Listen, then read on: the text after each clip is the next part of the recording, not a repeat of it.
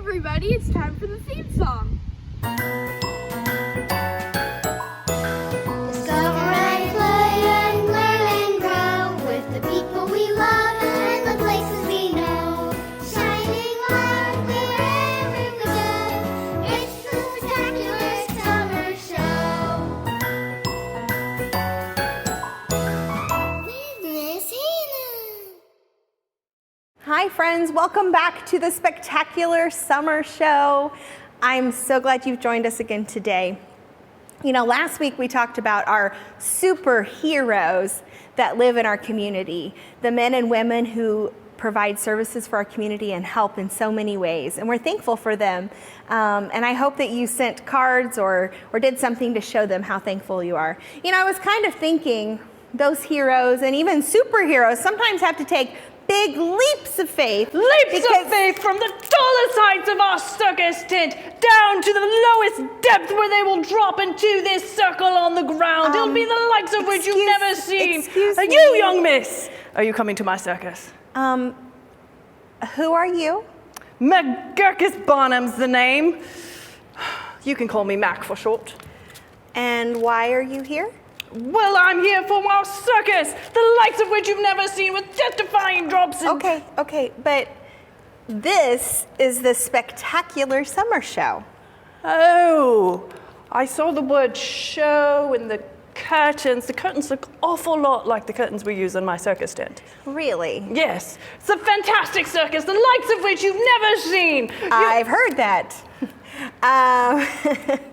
But we're actually getting ready to go somewhere with the kids. See, this is a show for kids all summer about lots of different things. And today we're talking about taking a leap of faith. Leaps of faith from the tallest... Okay. So you have people in your circus who take leaps of faith. Who are they? Our fantastic trapeze artists. They drop from the tallest point in our circus down to the depths. It'll be the likes of which you've never seen. Yes, I have heard that. Okay, so when we talk about taking a leap of faith in life, it's not necessarily that we're jumping down to the depths like your trapeze artists, but more like we feel like God's telling us to do something, and so even though it's scary to us, we go ahead and do it. So we're actually getting ready to leave to go visit a family in our church who took a big leap of faith a few years ago, and we want to go visit them and see what they're doing and how God's working. You're welcome to come with us. Well, I should probably find my own tent and my own show. Perhaps. Yes. It'll be the likes of which you've never seen. Right. So maybe I'll come to the circus later. That'd be fantastic. Okay. But right now, let's go, friends.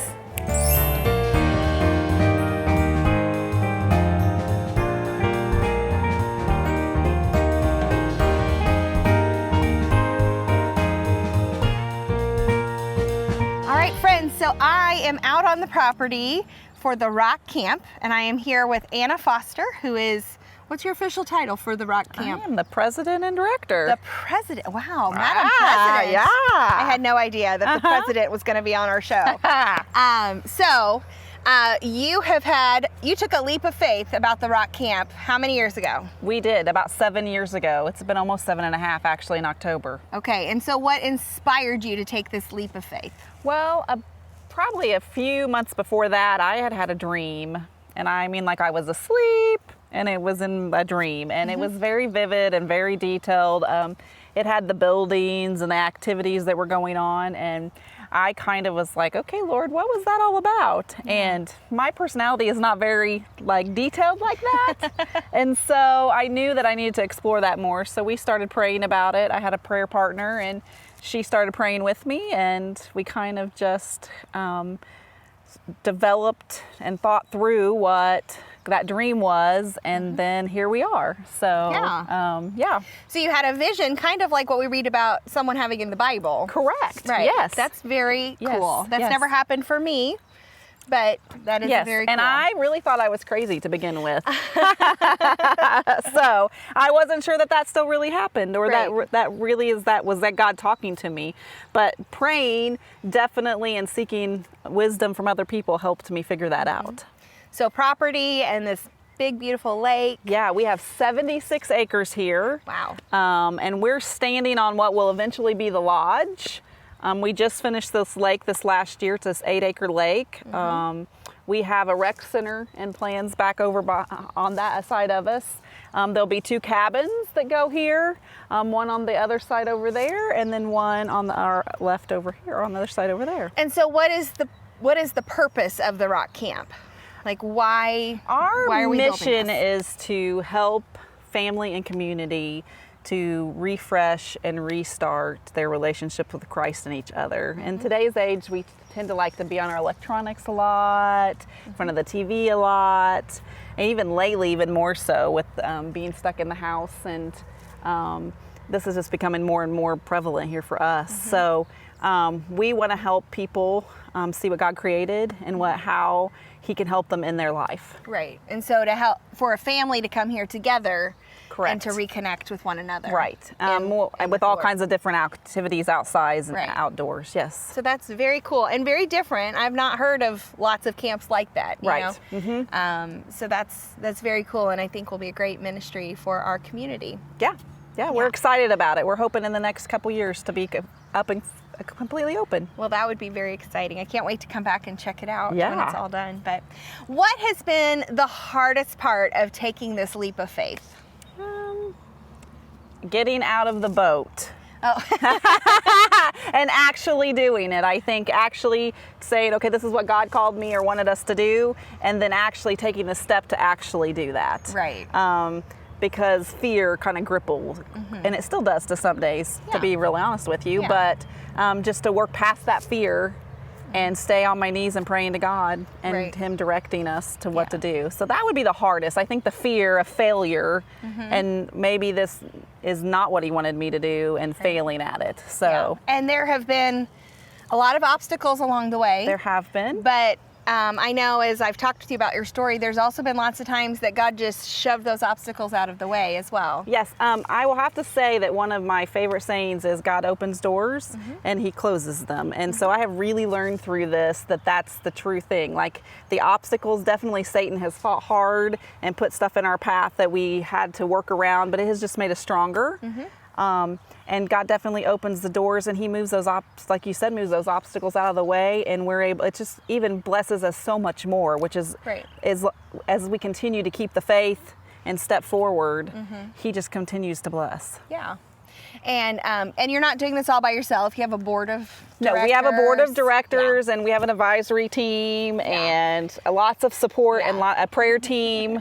So it takes a whole Right. community just to do this. Yes, so it's not just your family doing this. No. There's a whole group of people that No. are behind you and are fighting for Yes, this as well. That is so true. Yes. So what would you say has been the most rewarding part of taking this leap of faith? Or the greatest blessing in taking the leap of I faith? would think to say that how much my faith has grown in all of it. When I first started, they talk about being just a little seed, and I was definitely that itty bitty seed. And so being able just to watch God do this, because I haven't done anything other than follow what God's asked me to do. And so that's been the biggest blessing for me, is just to watch the Lord work. Yeah. And where He leads, we follow, and to watch Him open those doors just grows my faith, leaps and bounds.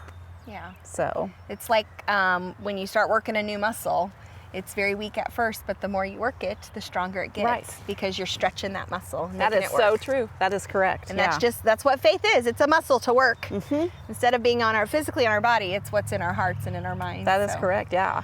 Well, this is a beautiful place, and I can't wait to come back and We see it. are excited to have everybody. I know, and just continued prayers for Yes, please. as those last obstacles get overcome. Yes. And we can see the fruits of what God put in your heart so many years ago. Yeah. Well, thank you for coming out. We appreciate it. Thank you so much, Anna. All right, let's head back, friends. Ready? Okay, friends, well, I am here today with our global partners, Mitch and Linda. Thank you so much for being here today. Thanks for having us. So you have been living in South Asia for quite a while now. So tell us a little bit about your family and what you're doing there. Yeah. So thank you. And yeah, Linda and I have 3 kids, and we have our oldest is Havala, and she's 16. Then we have Cosette, and she's about to be 15. And then we have Uriah, who's 11. And that we gave them each in their middle name, and actually is a name that goes with the country. That's a common name in that country. Okay. So they'll always have that with them. That's very cool. Very cool.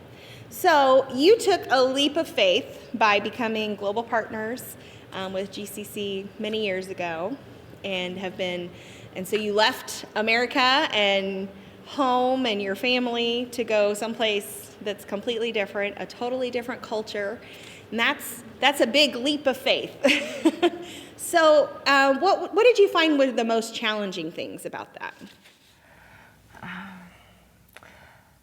Learning the language was really challenging, extremely. It felt like art class the first time because the letters are different. They're not like A, B, C, what you're used to. They're more just kind of like art class, like you're drawing. So that was really hard, learning to read and write and try to speak. And we made lots of mistakes, so it was very humbling. Yeah, I would say that was one of the hardest.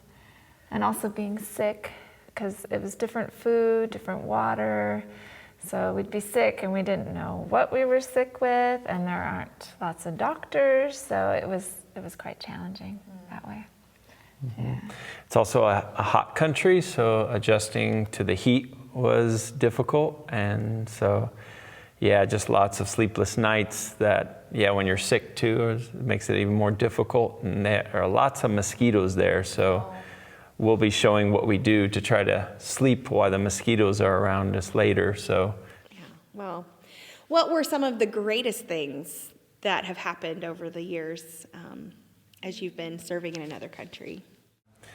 There are many, many things that we learned to appreciate more in being in a different country. One of them was just learning a different language, so learning a different way to think and learning all that goes with that, different cultural things. But probably the greatest thing that we enjoyed the most was whenever we would share about Jesus, when people were wanting to listen and when they got too excited about Jesus, that was the most exciting thing for us. Yes. Mm-hmm. Yeah, and friendships, learning how to do things that they like to do for fun. Like Mitch had fun trying to learn how to fish the way they do. Yeah, that was really different. Not with a pole and like we normally do. It was very different. So how do they fish? They had, one of the things is like a basket with a hole in the top, and in shallower water, you'd walk out in the water and you'd just push it down, and then you'd put your hand in the top and you'd try to catch the fish with your hand in the bottom of it, and then you pull it back out of the hole in the top. It's really different. Yeah. But if it's a big fish, you can't pull it out of the hole in the top because the top hole is smaller, so you can't. It has to be a smaller fish. Yeah. Well, maybe you all can make a basket and try that at home. All right. Well, I see you've brought some things to show us about the culture there. So you've even brought some food. Yeah. Yeah. That was something very different to learn too. I'm sure. Yeah, learning how to cook, and it's very spicy. I should have said that was another thing that was really hard for me, is that it's very spicy, but he didn't mind. Yeah. I like spicy. So I'm going to feed him some spicy food. There you go. All right. Yeah. Well, what do you have for us? Okay. So this is how they cook. They would cook over fire. They use dung, cow dung, on a stick. They dry it out, and it's very eco-friendly way to cook. Doesn't hurt the environment. So they have pots like this, and you can cook rice. They eat rice for almost every meal, and then they make curries. But to get that spicy flavor, you need to use something like this. And maybe you've seen it in your mom's kitchen. It's garlic. So this is garlic, which before I went there, I really didn't know a lot about garlic. And this is a little garlic clove. And this is how you would cut it. You would cut it and you peel off the garlic, the outer part, and then you chop it up really small, like that. And they push it through. It's not like in our knives, you push down, but in this, you push it through. I don't know if you can see that. This is kind of small, but, and you get little pieces like that. And that's how they cut up all their vegetables and all their meat and everything. And they push it through like that on a knife. And so this is really sharp. You have to be careful. And I Keep see the you had your kids- foot on it to stabilize it. Yeah, they use their feet. Yep. So if you have a big pumpkin even, you can push it through here and cut it, and it's actually quite nice. I've learned to like it. That's a very different way of cutting stuff. I've Yeah. never cut anything that way. And so this is another way of eating eggs too. We had to learn to eat things prepared differently. So these are boiled eggs, and they're cooked in onions and garlic and chili powder and lots of oil. And I'm gonna serve Mitch. Come down. Yeah, come on over. Oh, So you're gonna. here, I'll go over on the other side. Here, you're fine. Okay. Okay. Oh. I'll serve you Okay. some rice. So, let me give you a little more rice maybe. That's. Yeah. Serve out the rice. They have big spoons they serve it out on. And then I'll show you how they eat it, which is another thing we had to learn how to do. Well, you forgot knives and forks. Yeah. So. This makes the dishwasher happy. They don't have to wash. So in the country we lived in for 19 years, yeah, it was really fun because we got to eat with our hands. At first it took some getting used to, but later we really enjoyed it. The only hard thing is when you're trying to grab things from the table, then when you got this dirty hand, it's kind of hard to grab. And you're only supposed to use your right hand. The left hand is considered dirty, so you don't use that, which makes it even more difficult. So getting used to eat with your hands is not necessarily easy, but we were taught very well. So you just get a bundle of food in your forefingers, and then you scoop it in with your thumb. You scoop it into your mouth with your thumb. So we've gotten pretty good at it, so we just scoop it in. Do that again.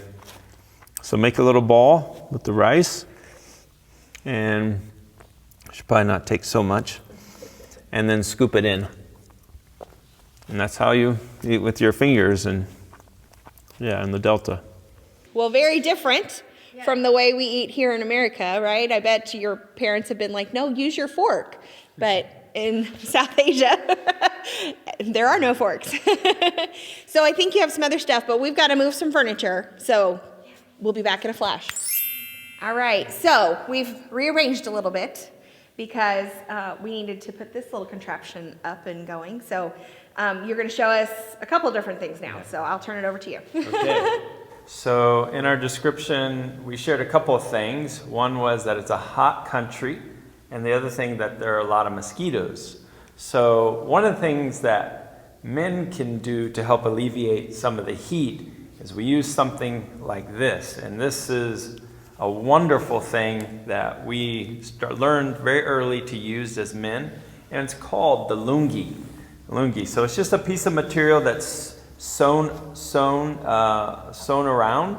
So you guys might think it's a little funny, especially you guys, but actually it's a wonderful thing. So to put it on, you just slip it over your head, and you bring it out in front of you with your thumbs like this, and then you start to make these little ponytails. And then once you have the ponytail and it's tight around your waist, you just simply cross over a few times, tighten it again, and the part that goes across the cross, you stick down here, and basically that holds it on pretty well. And a lot of people wear these in their homes, but there are some people that wear outside the homes too, like a lot of people that work in labor.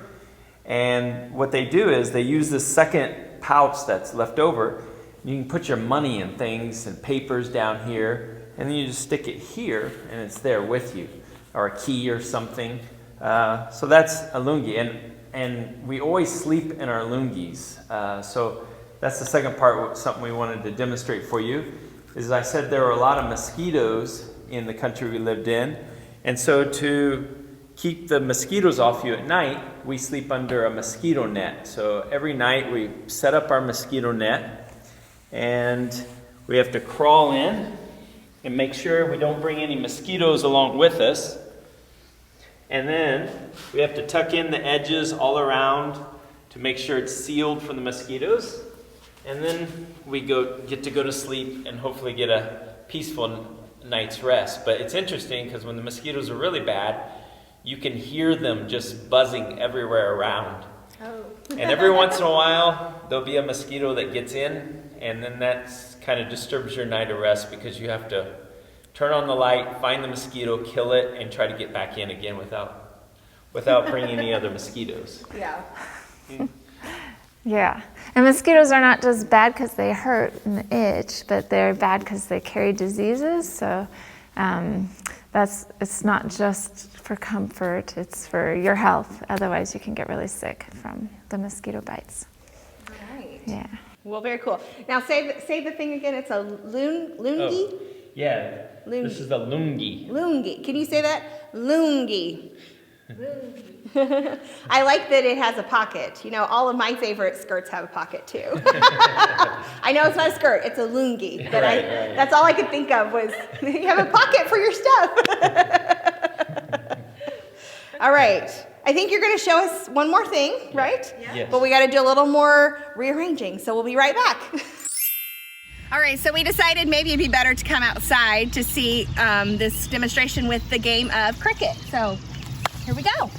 Okay, so we want to demonstrate the most popular sport in the country we lived in, and the sport that Uriah and I came to enjoy. We didn't know anything about it for a long time. We just watched this game, and gradually we learned more about it, and we started to enjoy it. It's similar to baseball, but it has a lot of differences too. For one thing, the bat, can you show them the bat and show them the flat part? The bat actually has a flat part on it that hits the ball. And the ball too has a seam that goes down the middle because there are different ways that the ball could be. In baseball you say pitched, but in cricket you say the ball is bowled. So it's not pitched, it's bowled. And one of the main strategies sometimes in bowling is to get the ball to spin. And so this middle seam causes the ball to spin different ways for people who can spin the ball. So this is cricket, and it's a very interesting game. And we're just going to demonstrate just one ball. I'm going to be the bowler. And the thing is about bowling is that when you bowl the ball, you have to keep your arm straight. You can't bend the elbow, but you have to keep it straight. And then Uriah is going to be the batsman. And typically there would be some stumps behind him that I would try to hit. And if I hit the stumps, he's out. But we don't have those today. But we'll just demonstrate a simple bowl, and maybe he can hit a block shot to block the ball. Here we go. Okay, so I'm the bowler. Again, I'm bowling to the batsman. I got to keep my arm straight when I bowl. So I come across, bowl. That's a little bit about cricket. Well, that was so much fun. I've seen people play cricket, but I didn't really know much about it. So now I feel like I know a little more. So you've been in South Asia for the last 19 years, correct? Yeah. But so that has become home to you as well. Yeah. And maybe even more so than America in a lot of ways. Yeah. I know talking to other friends who've taken this same leap of faith that you start to feel like America is still home in a lot of ways, but you also feel a little bit strange when you come back. Yeah. But you're getting ready to take yet another leap of faith, and you're actually leaving South Asia, at least for a while. and you're headed to Germany. And so what will you be doing in Germany? So we are going to be a part of an international school, and the whole vision of the school is to provide a place for kids and whom their parents are in different countries around the world, where those parents can send their kids to go to school. So we're going to be a part of Black Forest Academy in Germany, and we're going to be in charge of a dormitory, one of the 6 dormitories on that campus. So it'll be a very different culture again for us, and a little bit different ministry. So yeah, quite different. Yeah, and you leave very soon, like just in a few weeks. Yeah, July 21st. Yeah. Yeah. So, Yeah. yeah. Well, we'll be excited to hear about your new adventures and to hear what it's like to adjust to yet another culture. But Yeah, and this will be not just one culture, because we have to learn some German, but then all the kids have grown up in different countries. They represent 50 different countries. We'll just have 23 in the dorm, plus our kids, but yeah, we'll get to learn so much about all these different countries where the kids were living. It'll be interesting. yeah. Yeah. Well, thank you so much for being on the Spectacular Summer Show today and for sharing with us. It was very interesting. I hope you learned some new things today. And can't wait to hear what happens next for you guys. So Thank you. thank you. Yeah. God bless you. God bless you all. Yes, we will be praying. Well, friends, that was a lot of fun. I love meeting people who have taken this leap of faith to go into another country so that they can tell people about Jesus. That's something that God's never called me to do, and He may or may not call you to do that as well. But I love to hear from people who have done that. And so I was really glad that our global partners could come and share with us today, and I hope you learned something new. So here's my challenge for you this week. Let your light shine. It's going to be a little different today because it's going to depend on what's going on in your heart and with your family, okay? So here's my challenge. What is your leap of faith? Like I said, it's going to be different for everyone. My leap of faith is different than yours, and yours is going to be different than your friends. Maybe there's something that God's asking you to do, like maybe to go up to a new person and invite them to play with you. Maybe someone new has moved into your neighborhood, and to see if their family's okay with them coming over to play at your house out in the backyard. Or maybe there's something that your family's been talking about doing together that you need to just take the leap of faith and do. So what is God asking you to do? How does He want you to let your light shine? The best thing that you can do is to talk about that with God and talk about that with your family, and then take the leap of faith. And remember, for all of This Little Light of Mine challenges, we want you to share your stories, and you can share those with me at kids@greencastlecc.org. I would love to hear what's going on with your family and how you're letting your light shine for Jesus. Right now, I want you to close your eyes and let's take a deep breath in and let it out, because it's chill time. So I want you to imagine your garden. You know what it looks like now. You've been using your imagination for several weeks. So close your eyes and go into your garden. And when you're ready, go over and sit down to talk with Jesus.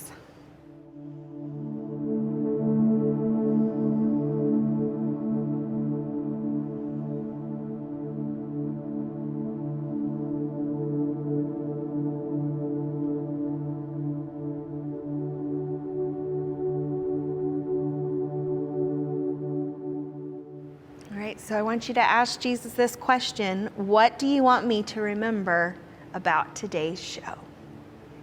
What is it that you're supposed to remember in your heart and in your mind about what was talked about in today's show?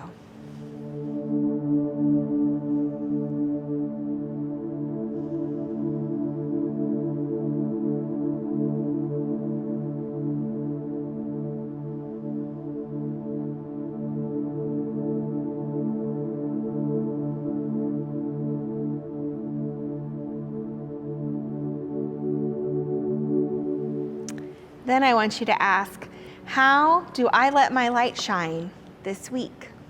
What is it Jesus wants you to do to let your light shine for him this week?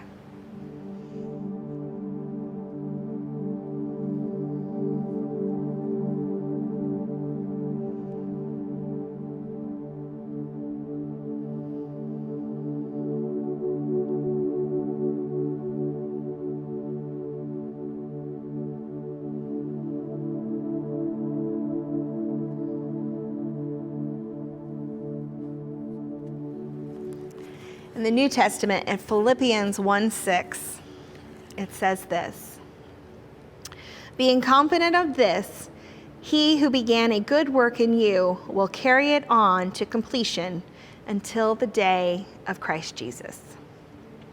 Being confident of this, he who began a good work in you will carry it on to completion until the day of Christ Jesus. What does that mean? It means that if God asks you to do something, he's going to help you do it. If you feel like God is telling you in your heart to do something, then he's going to make sure that you can do it. That's happened for me every time I've decided to take a leap of faith. That I may feel scared or nervous about it, but God is going to help me through it because he's the one who asked me to do it. I felt that way about doing this spectacular summer show. I was nervous. There were lots of things I didn't know how to do, but God has been with me and with the team that's helping to do this every step of the way, and he's provided every time. And so what God's asking you to do, he's going to help you to do. And remember that you are smart, you are able, and you can change the world for God. You just got to take that leap of faith. Let's close our eyes and breathe one more time. In and out. Oh, you know what that means? It's the end. It's time to say goodbye. It's time to say goodbye. God sure made a spectacular you. He loves you, and I do too. But now it's time to say goodbye. Bye-bye, friends.